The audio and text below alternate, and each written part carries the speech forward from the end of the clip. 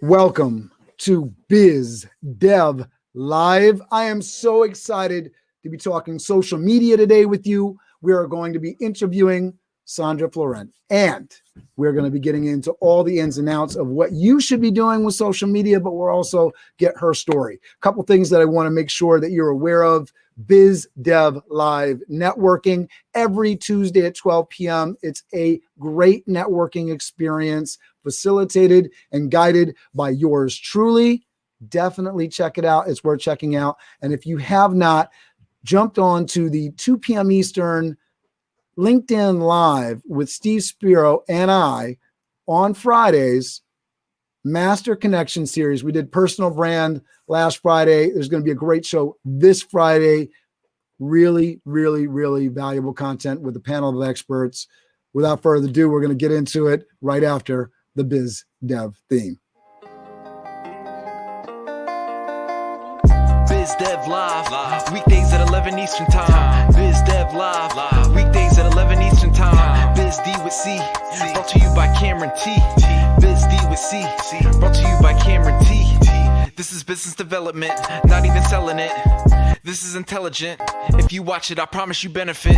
Leadership and motivation, empathy and inspiration. Leadership and motivation, empathy and inspiration.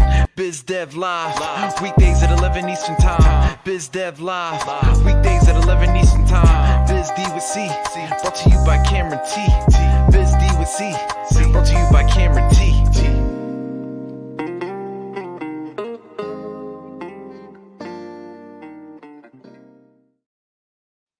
Sandra Florent is a New Jersey native and first-generation Haitian American. She holds a bachelor's degree in communications from Fairleigh Dickinson University, as well as a certification in digital marketing.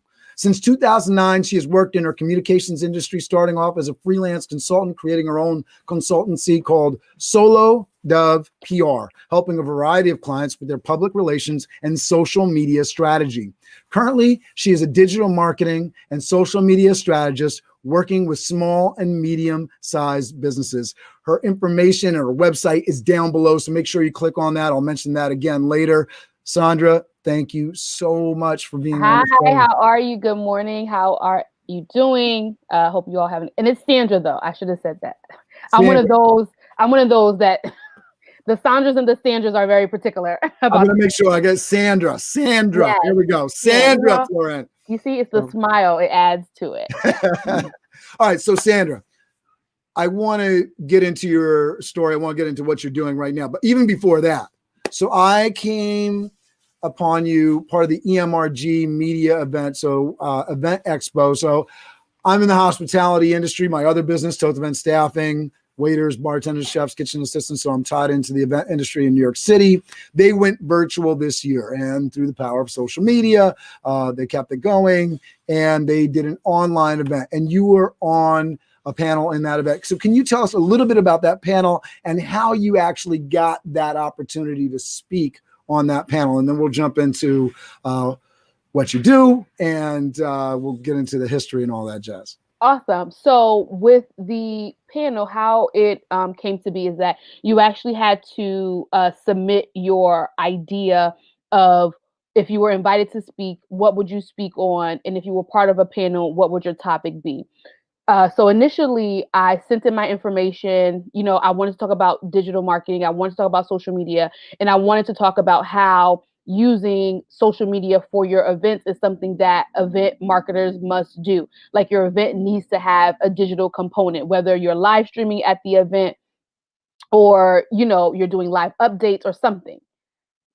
Of course, I mean, I'm not in the healthcare industry, so pandemic wasn't even on my mind. So it just so happened that that topic that I was pitching to speak on, it came to fruition of the event actually becoming virtual and them needing a component. So the panel that they actually put me on was a little bit different from what I pitched, but it was basically about, when you're starting your business, how to be impactful in your business and how on the panel, we had people who, was working a corporate job and then they left that corporate job to go do events. I do both corporate and consulting work, and then how being in that digital space is where you need to be. You need to have an online presence, no matter how big or how small, because you don't know what's going to happen. And because of the pandemic, it was a very timely discussion, and I was excited to be a part of it. Damon John was part of the keynote.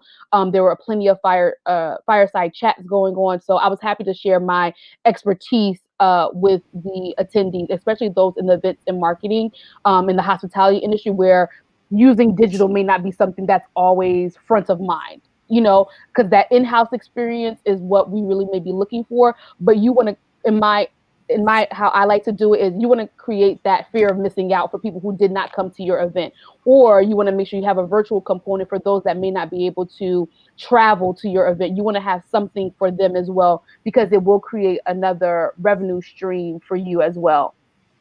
Yeah, I love that. I love that. And I think that's so big, right? The relevance of it.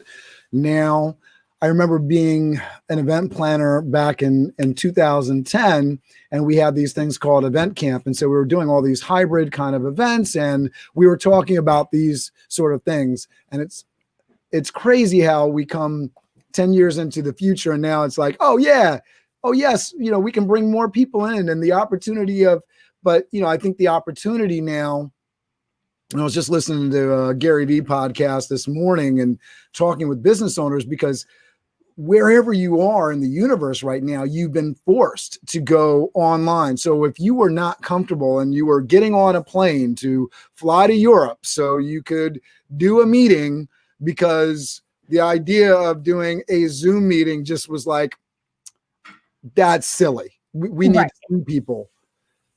People are realizing the time savings, the health savings, the money savings, and talking about, all right, so we spent this much on travel and meetings, and then we had limits on the room. So that room, that could only fit 10, in that hotel, the place where we were all coming, so there was limits on capacity.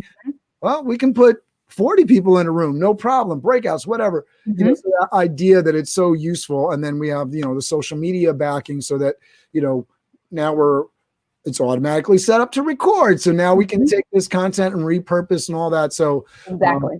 Definitely, I'm hearing you with all that. I think it's so important, especially on the event planning and marketing side, for folks to really, really embrace the idea that, your meeting needs to have this hybrid component for the utility of it, for members, for people that are, potentially, traveling or not traveling to the meeting, but also this marketing component of being able to, hey, we spent a lot of money on this set, this design, this. Exactly. So it's, I like to tell people, because I'm a big proponent of social media, digital marketing, like that's my thing. And so I tell people it's the same way when we do, say, the Oscars, the Academy Awards, things of that nature, all of that set design, costume, stylist, everyone gets into the nitty gritty of that. So you'll see, the Oscars now, they'll have the full 360 camera that gives you the full outfit that the person's wearing. They're highlighting the nails, because now you have nail techs, so there are niche areas that if you can get into it, it'll show you. Like me, I painted my nails, like it's holiday season. So if you work in different industries, there's an opportunity to show that behind the scenes. There's an opportunity to add that social media or online component. And a lot of customers love that behind the scenes content. They love to see how that was built. Even if you think of now TikTok, they're making TikTok. They're making TikTok that the latest commercial that I've seen is like, TikTok is where you go to learn, because everyone goes on there and show you a DIY and you're like, oh, that's great. And so something that you wouldn't think about, you now use it. And if you are a small, I want to just add a little bit of context to that, because I advocate the telling of stories. So it's one thing to say, hey, go to TikTok, learn how to do something. But my daughter, who's 14 years old, is going and doing that. Plus, you have entrepreneurs, folks that are a little bit more mature. And so they're seeing, wow, I can start a sticker business. I can start, this side hustle. And so somebody's showing not only how they've set up their place, right? Their apartment, their house, to do this stuff, but what shipping services they're using. There you go. What app they're using, how to set up their Shopify, how to set up their social. They're really going through it on TikTok. So I advocate that a lot. So I'm so glad that you brought it up, because there's a lot of people, when I'm meeting one-on-one with them, they laugh off the TikTok thing. And honestly, I'm not utilizing TikTok the way that I should, and I'm working on it. Same. VA, I have a virtual assistant. So what we're doing is, you'll see soon, like today's video, we're going to get some 1-minute snippets, some real valuable content. So going back to my 14-year-old, she was filming like the beginning of the episode. She was working in the office over the summer, doing an internship with me to learn how to do this stuff. And so she's my TikTok professional. She was filming the first part of it. But the thing is, for a TikTok strategy, well, it was great. It was content. And, listen, you just, and I tell people all this time, consistency is more important than anything. And so the worst thing has been the fact that my daughter now is back in school, that whole school thing. And I lost my intern staff, right? And so she's not posting. But the thing that was sort of, I knew it wasn't really going to catch that much fire, because I was just introing shows. It wasn't that valuable content. Now, going back to what we were talking about before, people are posting really valuable, brain-friendly, 1-minute kind of things. So you don't need to listen to an hour-long interview. I don't want people to sell people against what we're doing here, but the idea that you can go and in a minute, oh, it's not useful, next, not useful, next, and you can search on TikTok for business tips, DIY, sticker business, whatever your thing is, you can search exactly for it, which is part of the power. So I do want to get into who you are and what you are doing, Sandra, right? So let's get into Dove Consulting. What are you doing right now? Because I know we're going to talk a lot about social media, and I can talk social media all day, but I want to make sure that we're goal focused here, right? On you. So let's talk about Dove Consulting. So what are you doing right now for clients? And then I want to get into the why behind it, the story behind it. So tell us what you're doing right now. So right now, I work with small and medium-sized businesses, your daycares, your lawyers, your restaurants, and I assist with their digital strategy. And typically that's separated into two parts. Either I come in and I say, I do a social media audit, and I say, this isn't working, this doesn't look good, this looks right. Let me look at your data. Let me pretend I'm a customer and message you on Facebook and see how long it takes you to respond. Let me send you an email and see how long it takes to get a response. Let me do this. And I'll do that for them. And then I'll give them a rundown of things that I think that they need to make changes on. And then they'll take that and then they'll implement that into their system. And it might be month to month. It might be a 3-month retainer. It might be for a year out. And I'm the one that comes in and periodically checks up on them and see what they're doing. On the other side, I get hired to actually do that content creation, that community management, that building out their email newsletter and coming up with the content calendar, the email newsletter calendar, and actually being that person that writes everything out, working with the graphic designer, working with a website team to make sure that everything looks seamless on end to end. So whether you go to the website or if you go to their Facebook or their Instagram, you can see that everything kind of has that same feel and that same aesthetic. And that's what I do for them. Because business owners are very particular, that's why I kind of offer them as two services. Some people, they just want to learn it so they can do it themselves. And I kind of give, I don't give all my secrets, but I give them a nice little template that they can follow. And some people, it's just too overwhelming for them to do, because when you're running a business, you have the business to run. So I'll take over that digital marketing and social media part for them completely. So that way they don't have to worry about it. So let's get into this. So you're doing a lot of the nuts and bolts, and then you're doing the training aspect as well. And I think, one of the interesting things, and if you follow Gary Vee and social media professionals like him that give a lot of the content and value for free, I think about people even like Tony Robbins that do all this personal development. And so, there's so much out there, and he talks about so much of the stuff that if you just listen enough, most of the content is available for free. And then, for those folks, and I find this is true, you can tell people, go to this website, download this thing, do the digital design, go to use Canva, uh, this tool, that tool, that tool, the other. And then, by the time you finish, their heads are spinning, right? Yep. And they're just say, you know what? That's fantastic, Sandra. You do this for me. Pretty much. That's usually how it goes. Like, right. So, it's not as easy as it looks sometimes.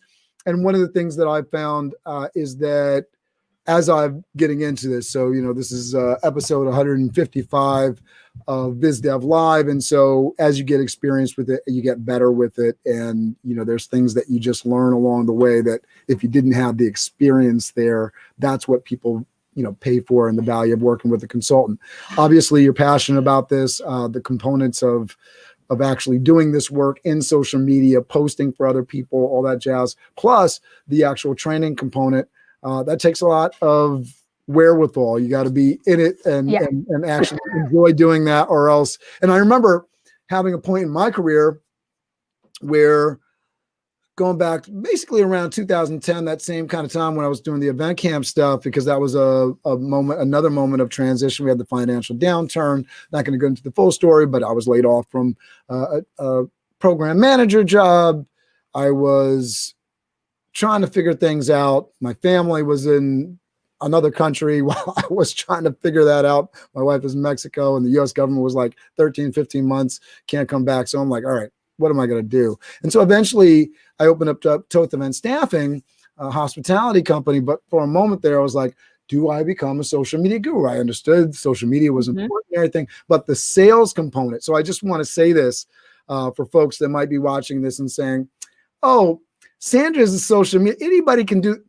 I chose not to do it because I didn't want to deal with the sales and the customer. I like training people, but I want people to be in. I want people to be in from the moment. You got to convince people and you got to walk people through. That takes a special kind of person. So I say all that to set you up and say, what drives you on this? What makes you passionate about this? And that might be something that we lead up to. I want to, kind of talk about who the person and who Sandra is a person. Now, in kind of researching this episode, I saw some sorority life. I saw lots of different visuals, Instagram and everything. So please give us the full picture, because obviously we're all individuals. There's lots of different components. And I truly believe people's personal story, that telling of your story allows people to come into in a lot of different ways. They might not be interested in this service right now, but they're really interested in this aspect of your life. I do nonprofit work, all that kind of stuff. So talk to us about the whole person that Sandra Florent is. So as stated in my bio, I'm first generation Haitian American. So that means that my parents immigrated to America from Haiti,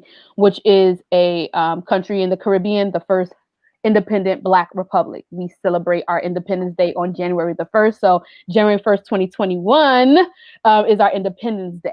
So coming from a background where what I do is not something that they know about. So digital marketing, social media, like now in Haiti, that might be a thing. But me growing up, it was like, you want to do what exactly?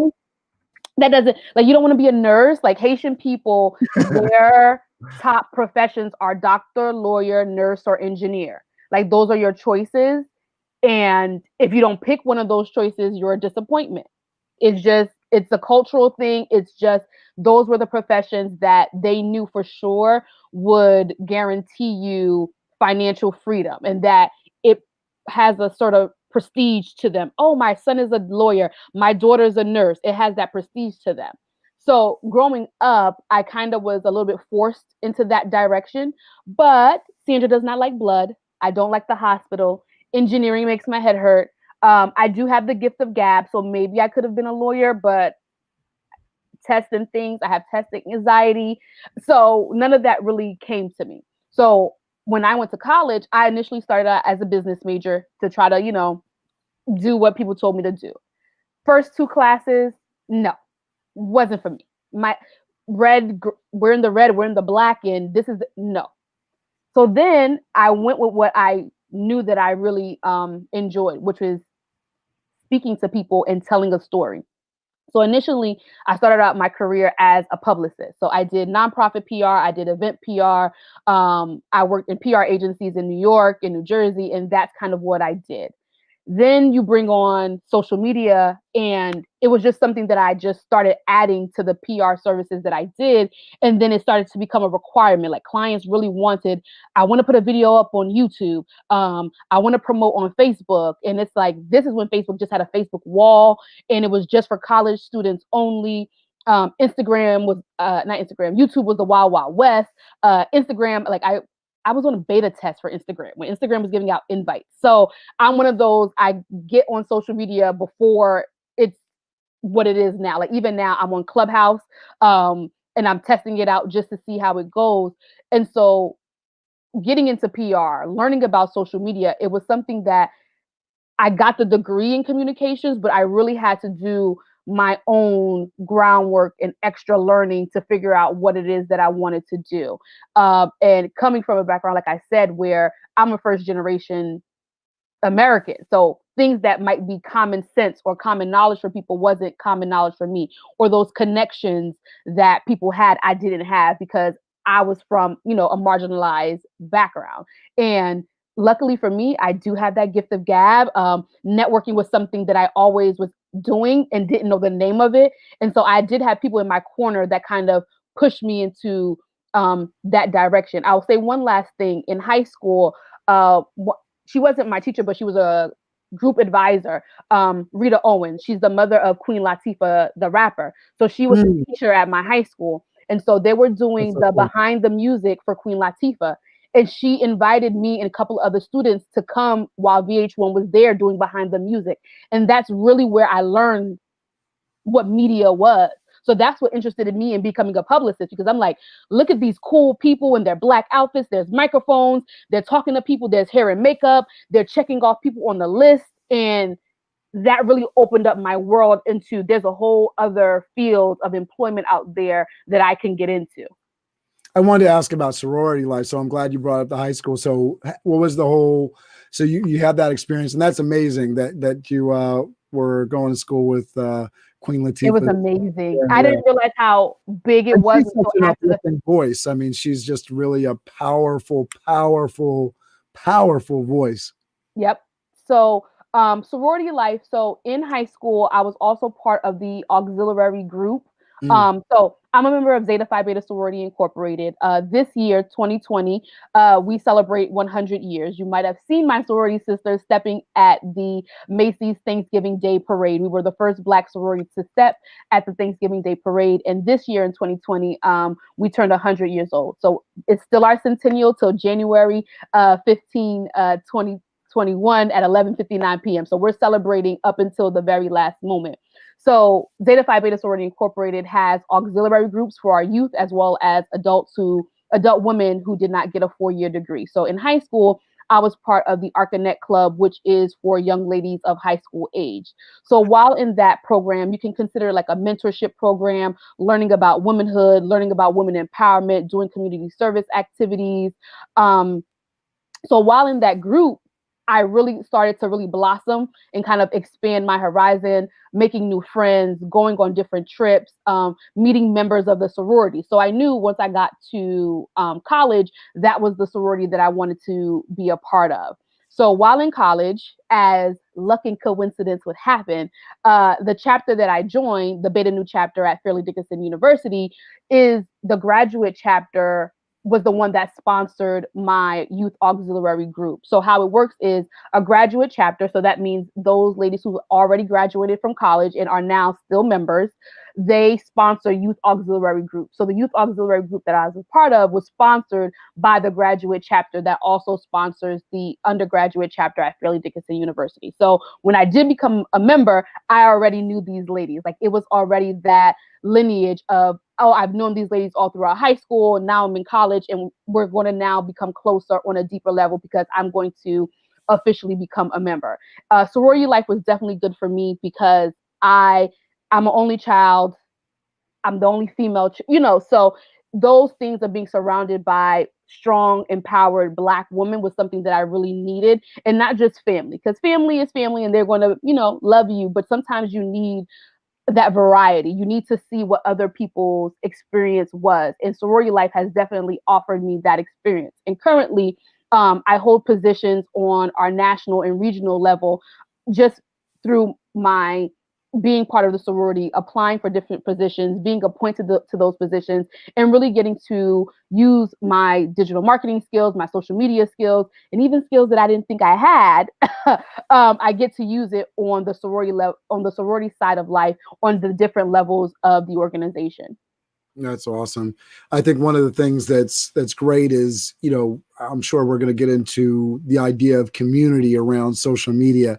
And when you form these communities, and I think it's great to put a bug into young people's ears, right? So you are going to be defined by your communities. And I, was taking in the message from thought leaders and speakers at events that I was going to for years.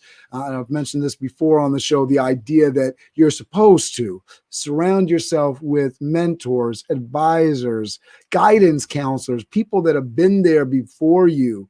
And that's something that, especially for young Black women, can be a challenge to find, whether it's a shortage of teachers or authority figures that look like yourself, or just like you were talking about in terms of the immigrant experience of like, all right, so you're going to be a nurse. And one of the things I was talking to Sandra about, white guys talking like I'm doing now, and being like the dominant force in the room. But I tried to bring the positive of that is when I was talking to somebody at A. Philip Randolph Campus High School, part of this college and career preparatory program, this woman would say, "Oh, I want to be a lawyer. I want to be a nurse," or and I was thinking, do you want to own the university that teaches nursing? Like, that bigger dream, because I understood, a lot of times if you want to become a nurse, you want to become an advocate for women's health. And exactly. So there's the cog in the system way to do it. And then there's the, I'm going to change the world way to do it. And I think more women are certainly in position to do so, but there's more, of course, women really, just right now in all facets. I'm really excited with the Biden administration, with the all-female communications team. Exactly. And that's something for me. So I do like a monthly series called Ask a Haitian, where I talk to Haitian people of different backgrounds, because on the bigger picture, I do want to I have the back and forth, like, I like talking to people, but do I want to be in the forefront all the time? So I have that issue sometimes, but I do want to be that person. I'm like my agenda. Yeah, you do. My agenda, I have a Black Haitian woman agenda. My agenda is to get young Haitian girls, older Haitian women, like you mentioned, you can be the cog in the system and be a nurse, but some of us have very powerful stories. So I want to continue to be that person that every time I go somewhere, I'm going to remind someone that I'm Haitian American and I'm first generation Haitian, because if you don't see it, you're not going to think it's going to happen. And if all you see is that everyone in your family is a nurse, but you know that you really want to be a pharmacist, it could be just as simple as that. But if everyone's a nurse, you're going to kind of feel compelled to just do that.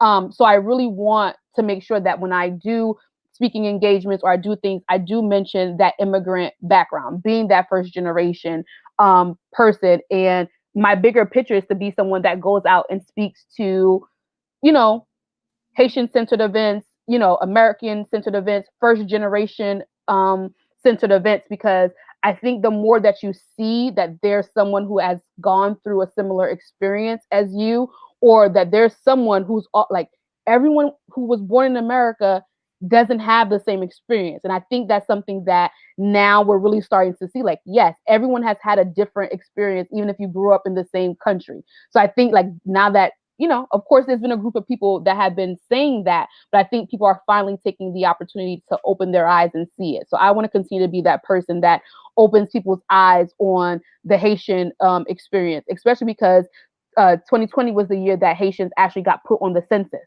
So that's a big accomplishment. And it wouldn't have happened if people didn't continue to push and say, hey, yes, we are Black, but there's now another segment. So, they've added Haitians, they've added Jamaicans. And so that helps with that mosaic that America is, once you really get into who all makes up America.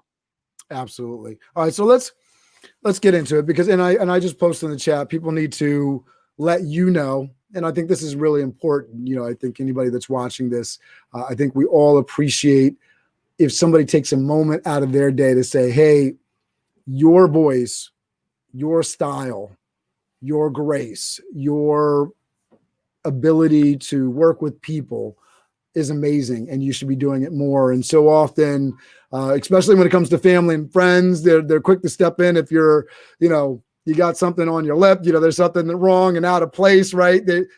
We need that. We definitely need that, but we also need that affirming voice, I think, sometimes as well, to let people know, hey, this is a place you belong. This is something that you need to be doing. I'm going to say that to you.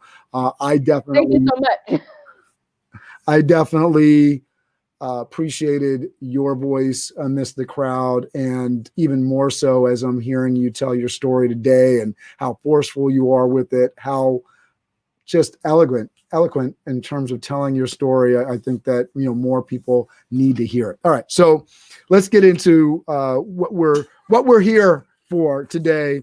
And so tell us, how should people be using social media effectively for their business? What should they be doing? How should they set themselves up for social media success? And I'm going to lay up a couple of just direction sort of orienting questions, right?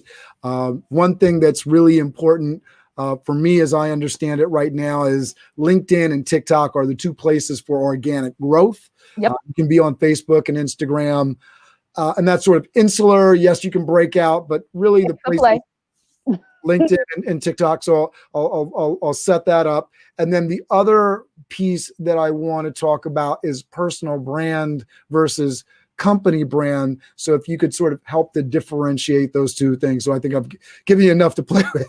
Gotcha. So social media, when it comes to using it for your business, so organically, as mentioned, LinkedIn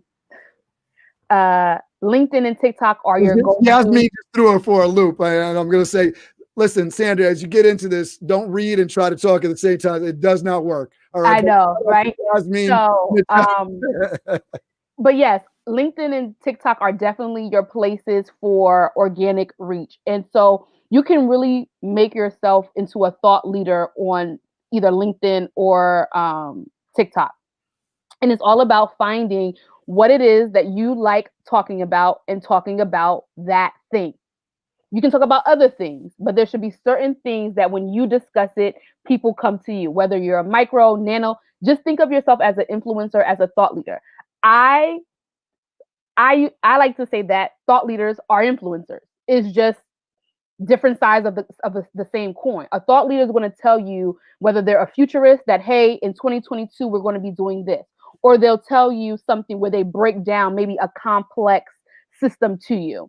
And an influencer, what they do is they influence you to purchase something. They influence you by showing you how to do something. For example, right now on TikTok, everyone is making, you know, whether you're a business owner, how to, you know, use Canva for free, or if you want to get paid Canva, because not everyone has, you know, the Adobe skill. So here's how to use Canva for your business if you're going to use it for yourself. When it comes to Instagram, now it's not out for everybody, but Instagram is beta testing the shopping because they want you to stay on the app, and they want to now show advertisers that usage, that, you know, like people are actually taking action. So you can go literally pick on a picture and you can shop right there in Instagram without having to leave the platform. So they're testing it out. Instagram was already giving you the option of, you know, you can tag a bag and it'll take you somewhere. But now they're really giving you that option to like shop in platform. So it's something when you're creating your social media for your business, you want to make sure that it offers that opportunity to either say, click this, get the price. Click this and go to my website. If you mention this code, you can do it. You want it to be a really seamless customer experience. Like I do social media. So with my social media, I try to incorporate what I do professionally. And it's something that I'm more intentional about now, about posting either once or twice a week, something related to digital marketing or social media. But what I realized, what my followers want from me is that they want to know what's going on. Because every time they're like, Sandra, how did you find out about this event?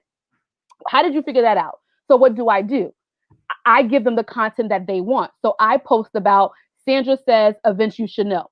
So that's what I do. Whether I see an event, some days I'll do it all on my Instagram story or my Facebook page. I'll post events that I feel as though are important. Whether they're networking, virtual networkings, when we were in person, I would post events. And I realized that type of content is what they want from me. And I think sometimes business owners, they want to give what they want to give. Like if you bake pies, you just want to post the picture of the finished pie. But actually, your customers might want to see the egg, the flour, that type of picture, or they might want to see a video lapse. And you may not have all of that to do at once, but try it out. Try out different content and see how it works. But you really want to make sure that if your business page is a business page, you keep it very professional and you don't get into the comments arguing with your customers. You make it very clear in your bio, whether if they contact you via social media or by email. Oh, can't hear you. Wait, Sandra, so you're saying you shouldn't argue with your customers? No.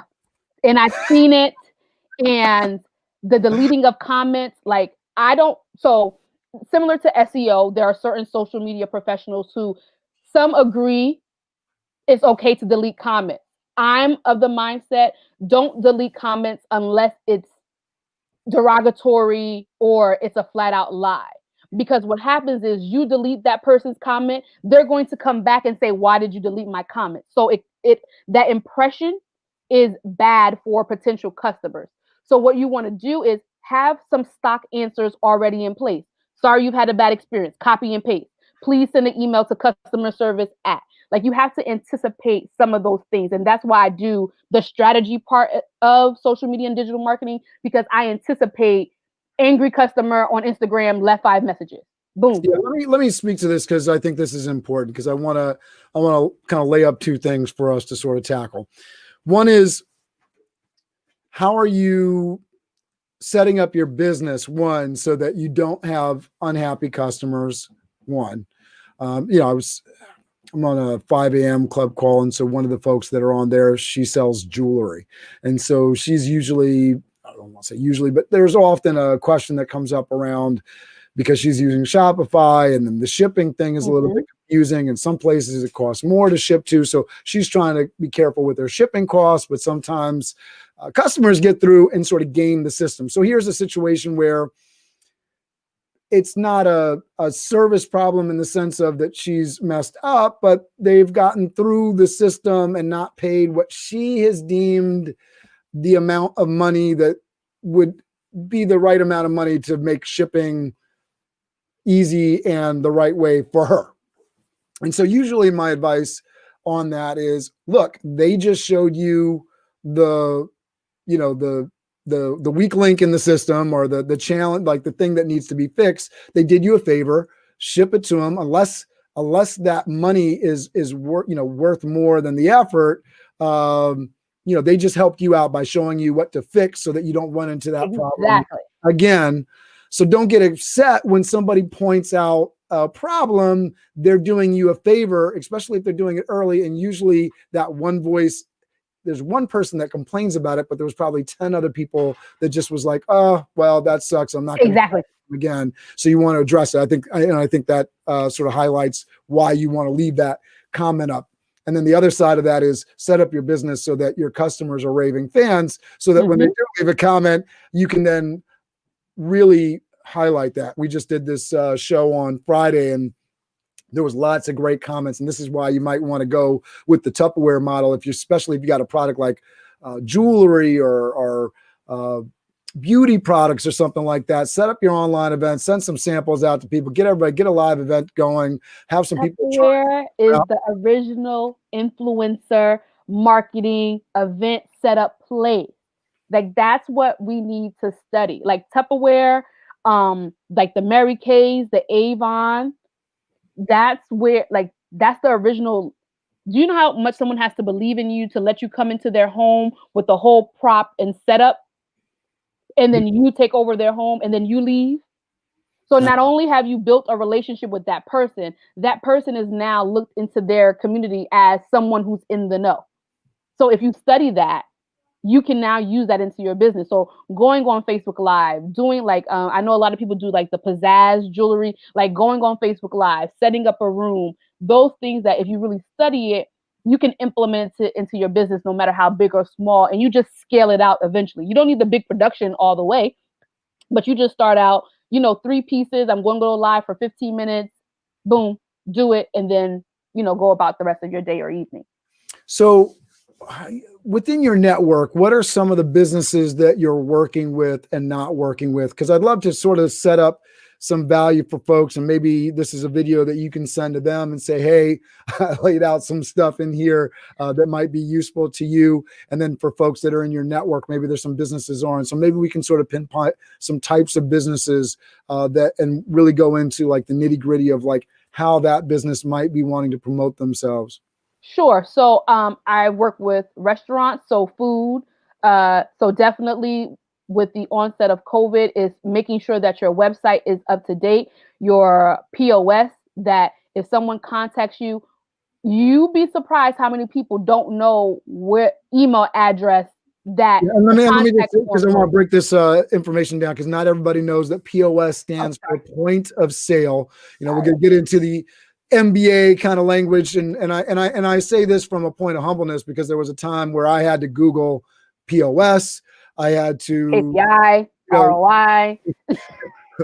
Exactly. And then like, what is UI, UE, right? UX. User interface, user experience, right? Exactly. So, all these kind of things that are really big in terms of what you're doing. And that's something that really plays into, all right, I'm going to set up a web page for people to interact with my company. Well, what is that user experience? And that point of sale, am I providing a CTA, a call to action, in order for them to actually purchase the product? I've done all this great promotion on social media now. And then this goes back to the website. And I also like you to talk about email lists, especially as we're talking about restaurants. Restaurants have been really hard hit. So talk to me about, well, I'm a restaurant, people come in, they get food.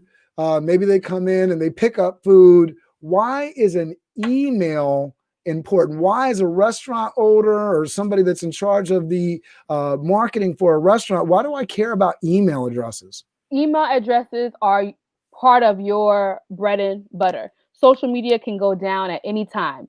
Facebook is considered a monopoly. The FCC is trying to break it all apart. So you want to have something that you own, that someone has opted in. That call to action was them actually signing up and giving you permission to reach out to them. Now, they have the option to unsubscribe, but for the time being, they have said, yes, I want to hear from you. So if your customer who has already spent money with you is also giving you their email address, that means that they like you enough to hear from you.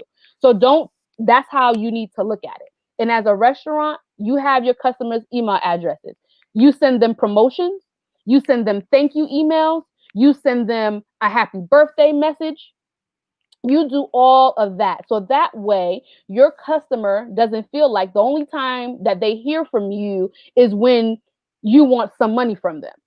You want to make sure that your customers like, oh, they're having a sale. Oh, they remembered it's my birthday and I get a discount for my birthday. You would be surprised how many of those birthday coupons and birthday codes go well. And in the beginning of the pandemic, what was interesting is that all over social media, particularly LinkedIn, it was, where did all these companies get my email from? How all of a sudden I'm getting emails from brands I don't even remember signing up for my email list.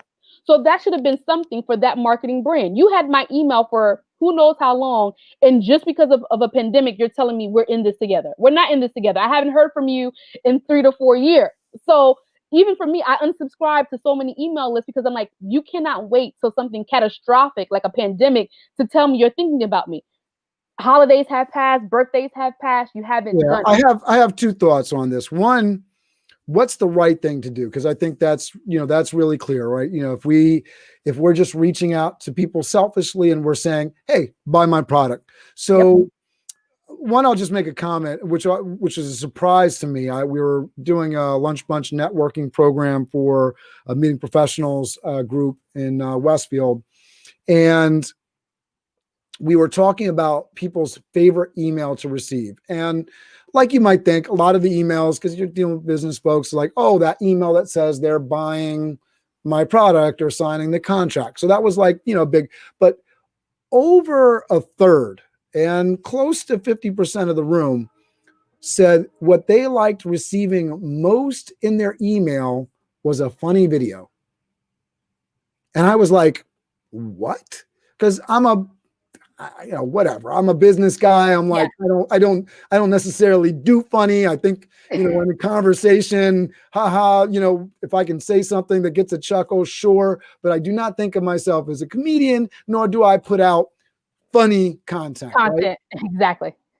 So what strikes me, and I know you have your network of folks, and I'm sure within that, especially like within the sorority community, I just imagine there's some comedians in the group, and there's some folks that really, really have their pulse and can really be funny. So I think there's a whole niche for people. If you know that 30+% of the world is just dying to get your funny content in a mail, and then for the rest of us, like, hey, we want a funny newsletter. That's such a great service opportunity for you to come in and provide that, if you can do that for I'm folks. glad you mentioned funny. So in the Haitian community, we do have a number of comedians, and they were already taking off. But when the pandemic really started, when you really couldn't go outside and they weren't able to do their shows, they really used Instagram and Facebook to create some really good content.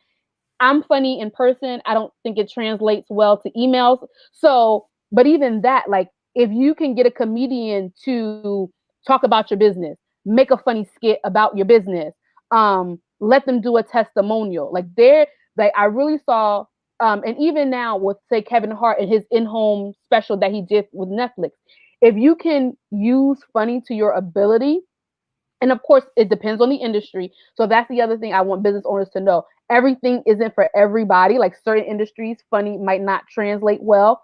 But if you can get some funny in there, definitely do it. I think especially now, everyone is so stressed and things are just so serious. A little lightheartedness could really go a long way. Yeah, I gotta say there's a lot of ways to do media. There's a lot of ways to do social media. I think for folks that are watching this now and in the future, this idea that you might not be funny, I wouldn't call myself a funny guy, a funny man, or a comedian by any long shot. But I joined Toastmasters, and this is something that if you're a business owner, you're somebody that wants to, and I firmly believe this, and I'm gonna set this up for you, but I think every single company now has to become a media company, because this is the age that we live in.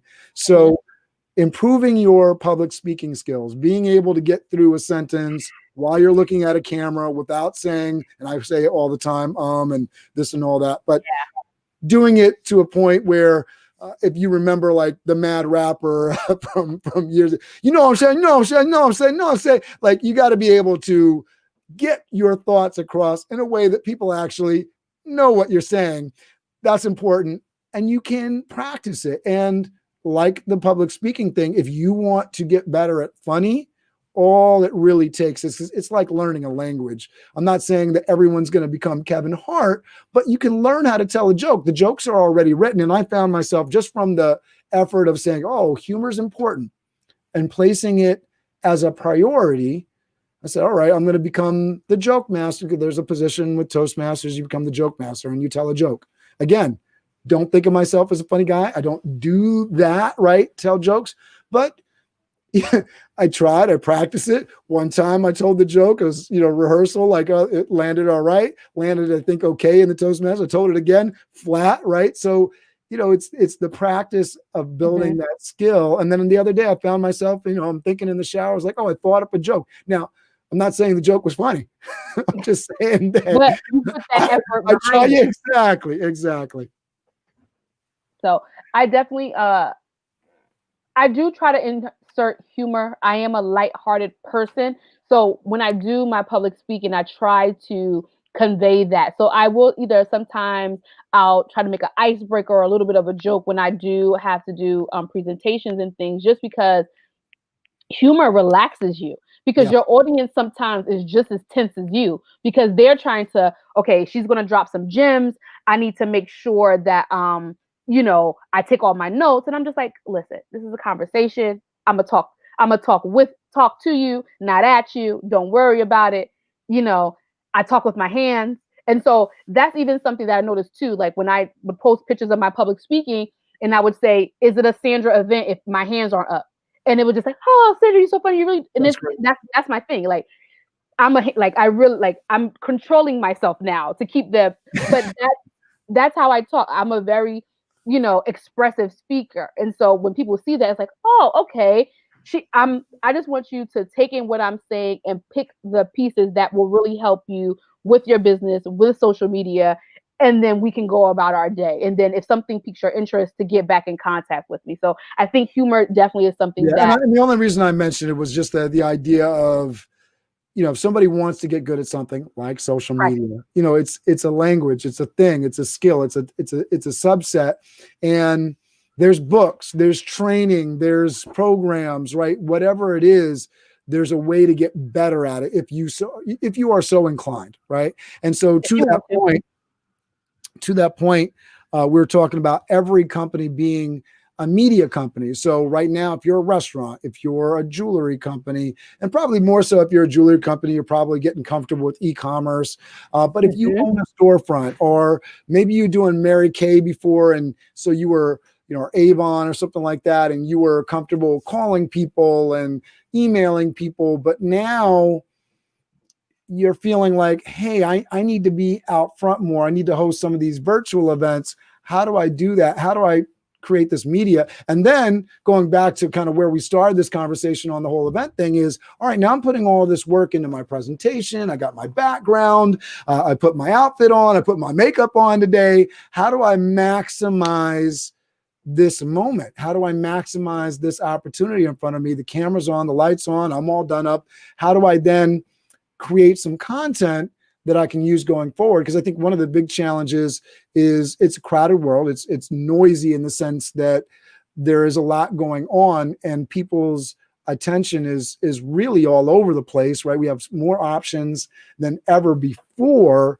to watch, which is a good thing. We have variety, we Mhm. have choice, right? And I think a lot of people are concerned that they're not able to stand out in the noise. And so my piece on that is, people make, let's say you're putting together an event, right? And so you send out an email to friends, buddies, colleagues, acquaintances, and you say, hey, can you come to this event on this day? Now, I want you, if you're listening to this, put yourself in those shoes. You've probably been in that situation before. And what goes through your mind, it goes through is like a little bit of doubt, right? Oh, I don't know if people are going to make themselves available for this, right? And I use those words really specifically, right? Because, oh, I got this going on, or I'm busy. But I guarantee you, let's say I am,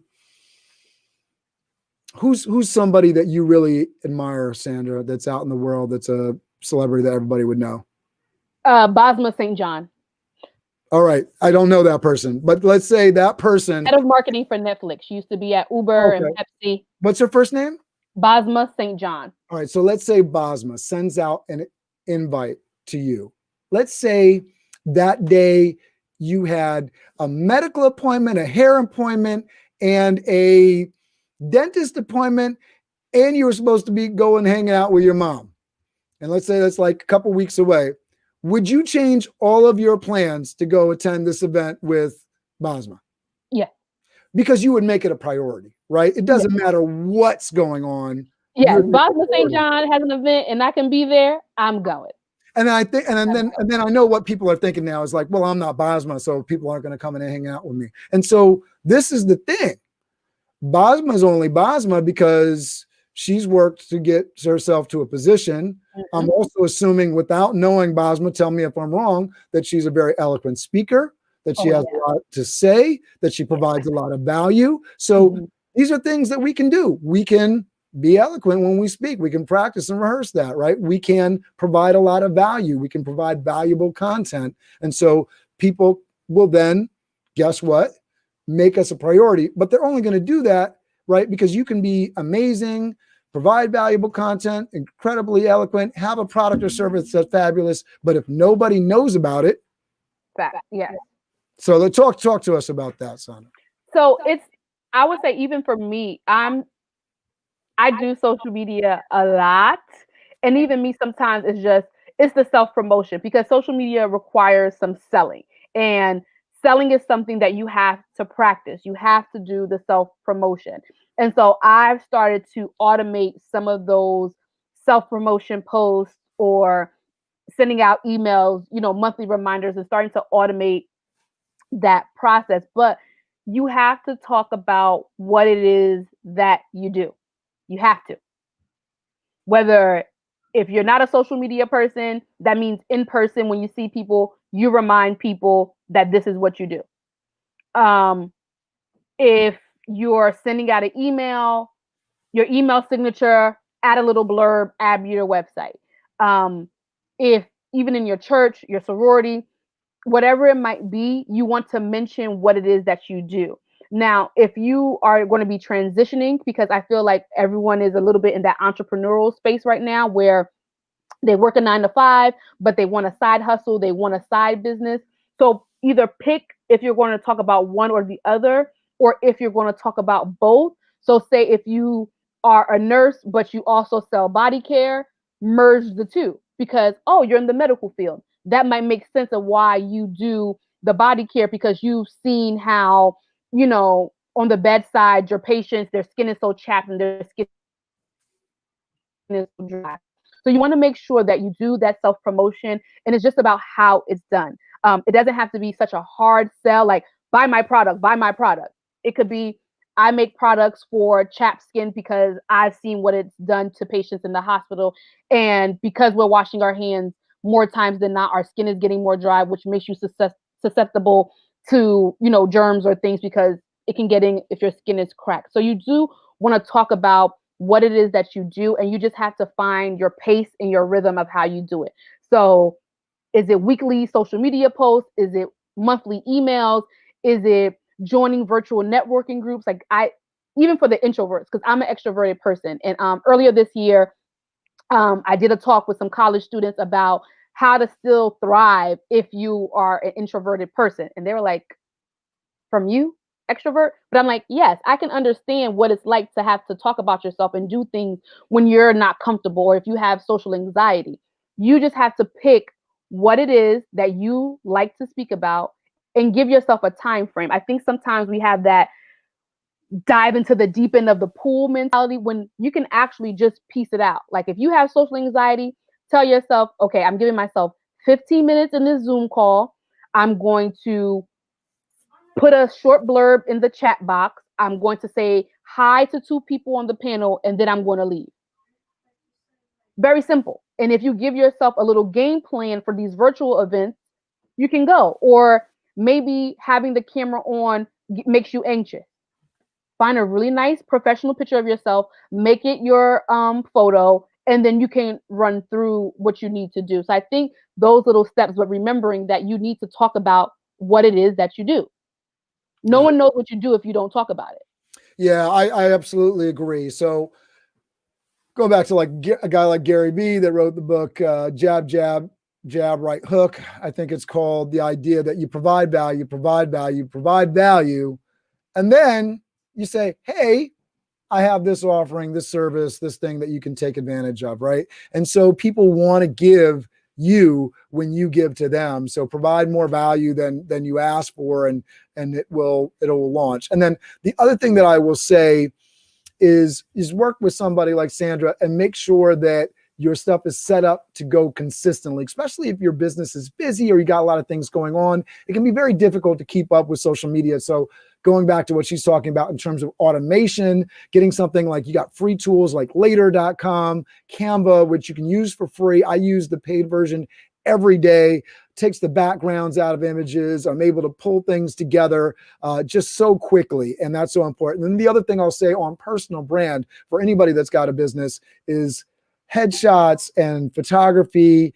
Schedule yourself a photo session. It's the time of year. Get it with the family. Make sure that if it's possible, get a stylist over there, and then set up that next session for just you as the business owner or maybe your team. But get those photos in there because that's such a huge help as you're trying to create content and put things out there to put your face on it because you are your brand and people do business with people. So I'll say that. One of the things that's really interests me about you, Sandra, is your personal story and how you're wanting to uplift people. So I want to, because the hour's just flown by here, that's such fun talking to you. What is the future hold? Oh no, the future. What does the future hold for you? What are you trying to do into the future? Who are you trying to connect with? Who are the people that you want in your circle? If anyone knows Bosma St. John, I'm here for it. Ryan Seacrest too. Martha Stewart. Like those are like, it may seem weird to people, but Martha Stewart's personal story. Martha Stewart went to jail. She went to federal prison for insider trading. And then she came back more powerful than ever. That time in seclusion, like she did something wrong, she paid the price, and then she was able to bounce back and really use that to continue to build her empire. She has a show with Snoop Dogg, the rapper. Like, think to yourself of how Martha Stewart from then to Martha Stewart now and how she's been able to build out her empire. Ryan Seacrest, he's everywhere. You know, he's with Kelly Ripa now. He hosts a radio show. All the American Idols. What is it?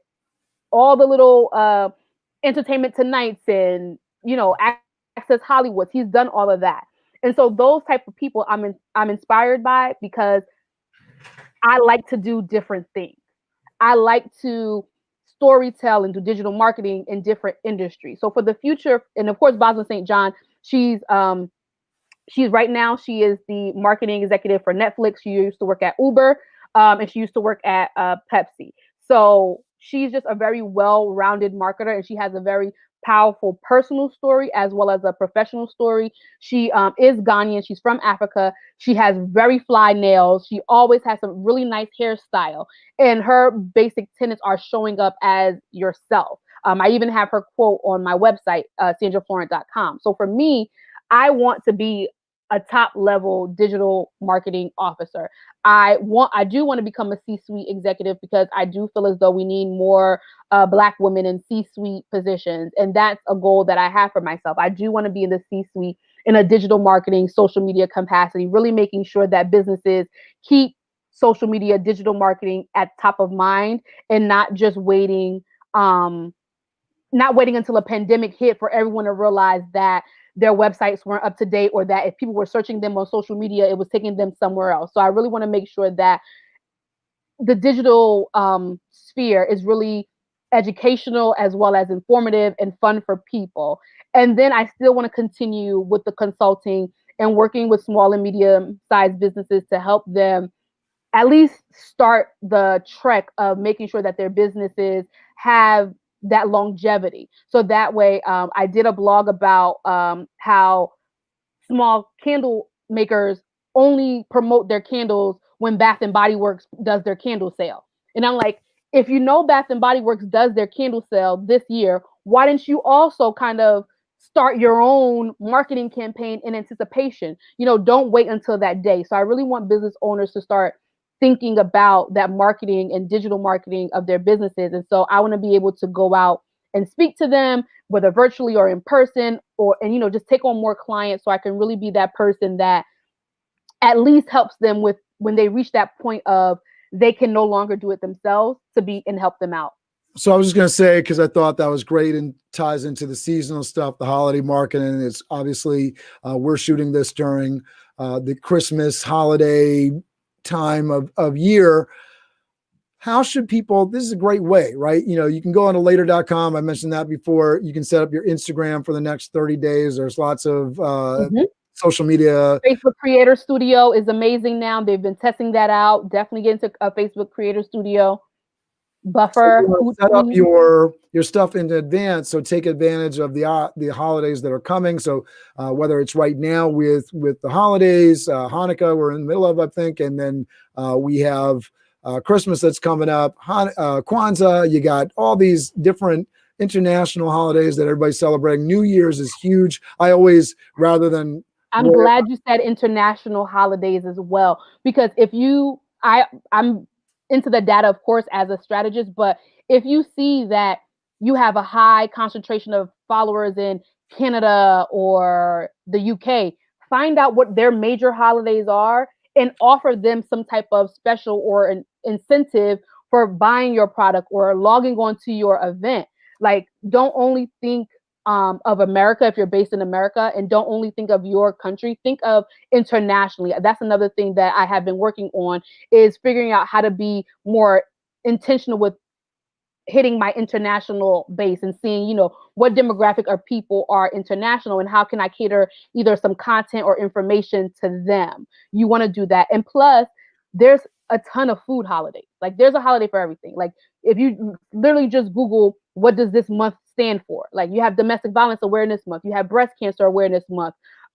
So you can use those months to help you with creating your content and seeing how your business can tie in to that. Do you want to donate to a charity for the month of October?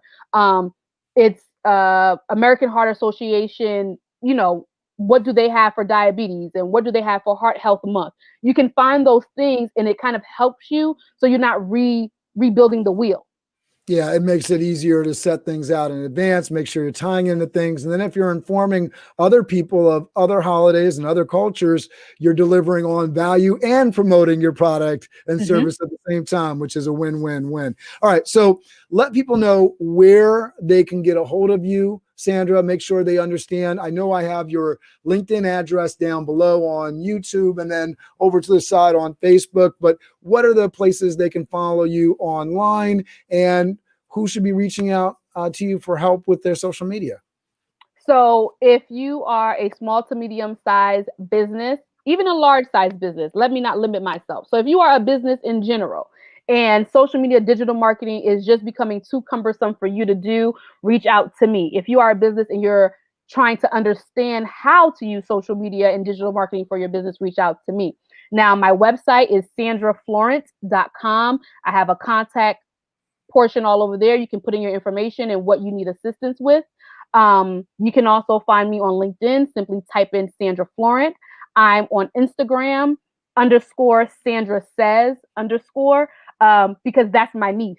Sandra Says. Like, I always have something to say and I work to provide value.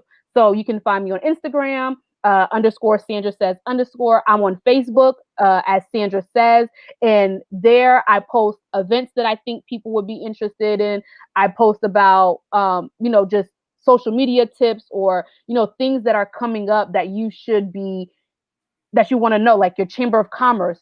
You'd be surprised how many people don't realize your Chamber of Commerce is a great resource for you, or your alumni association is another great resource for you, especially since things are going virtual. So if you want to reach out to me, you can Yeah, definitely follow me that on goes social back to media. the community piece, right? Your communities are a great jumping off point, because I think people overthink this on the social media thing. They say, well, you know, I don't have 1,000 followers yet, right? And now, you know, and I think we share this in common.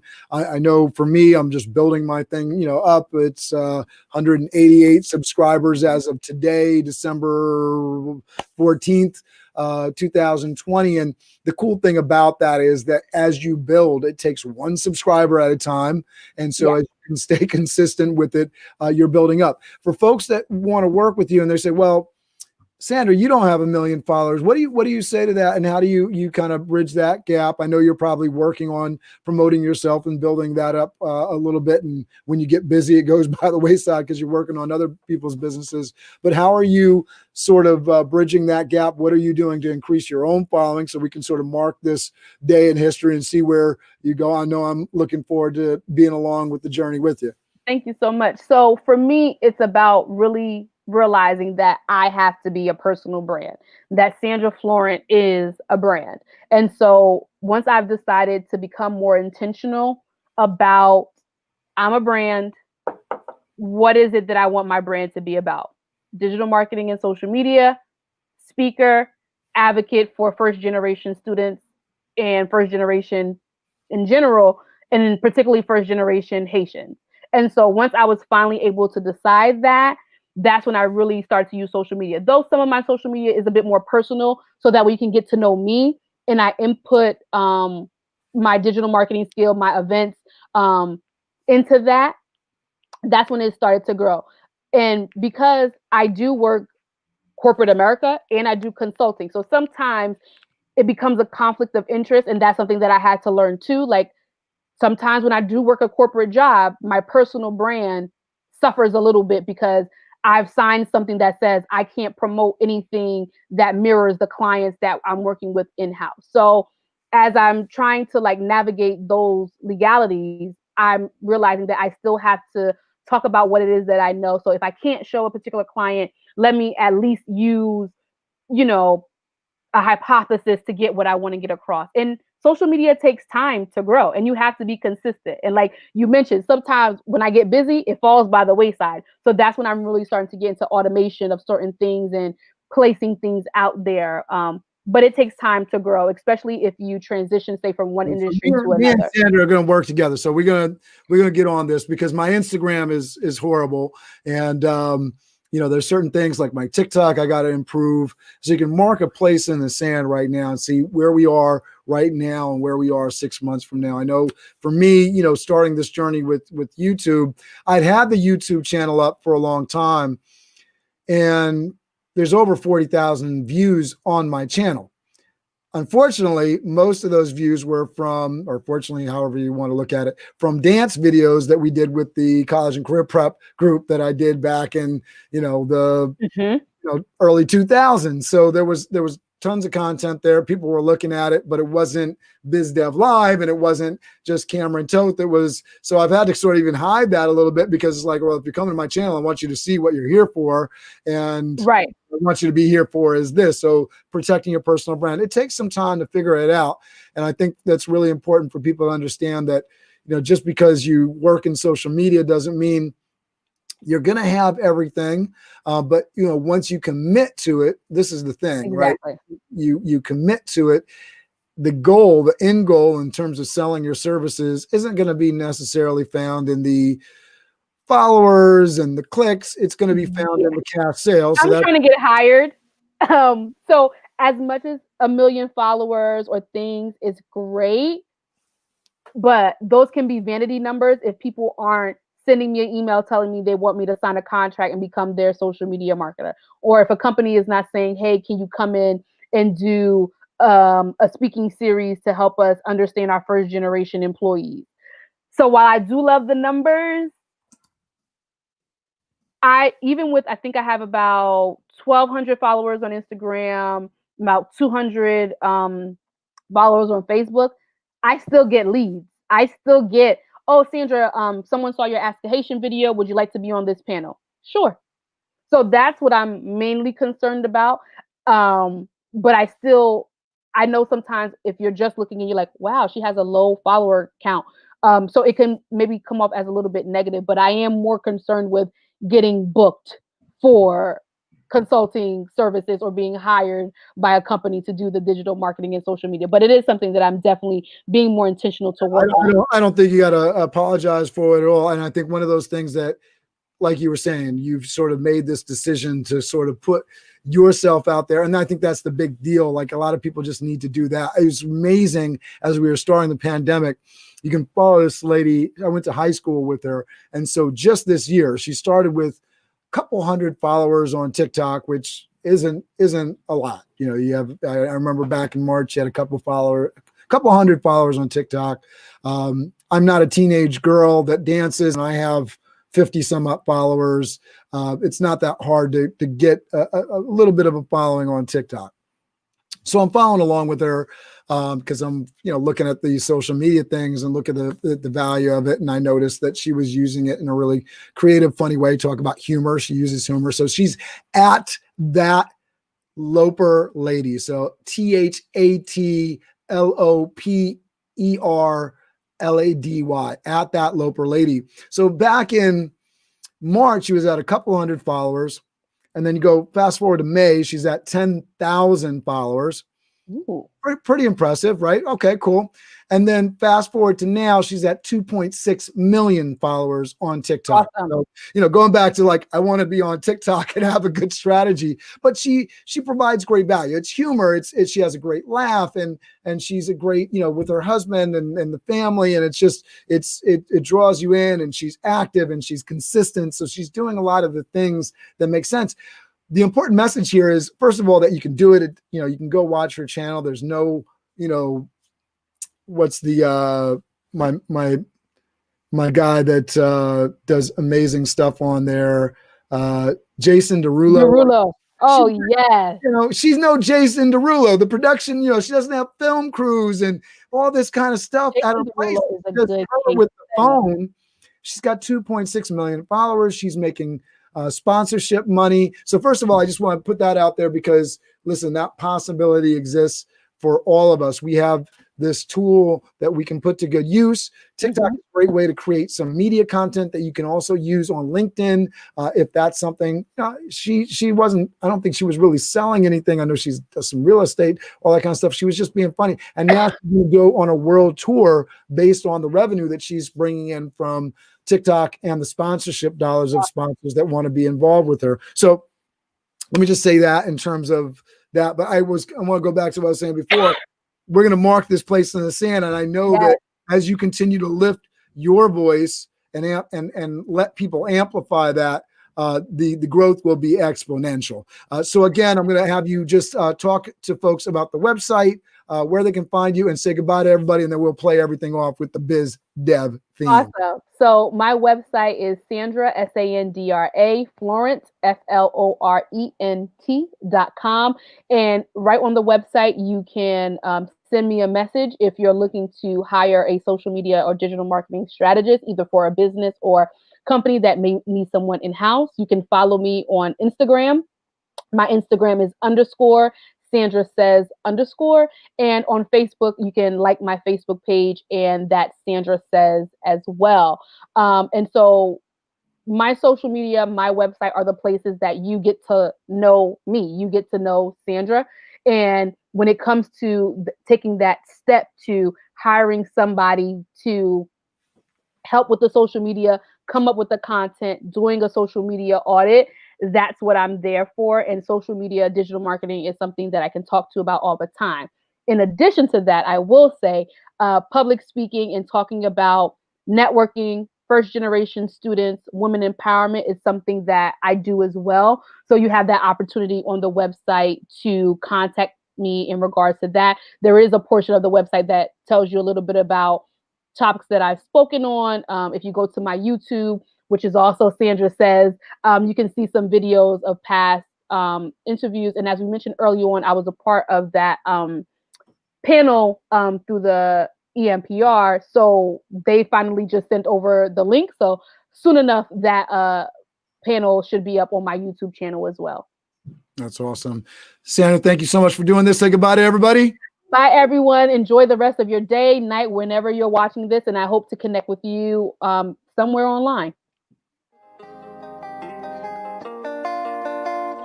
Biz Dev Live, weekdays at 11 Eastern Time. Biz Dev Live, weekdays at 11 Eastern Time. Biz D with C, brought to you by Cameron T. Biz D with C, brought to you by Cameron T. This is business development, not even selling it. This is intelligent. If you watch it, I promise you benefit. Leadership and motivation, empathy and inspiration.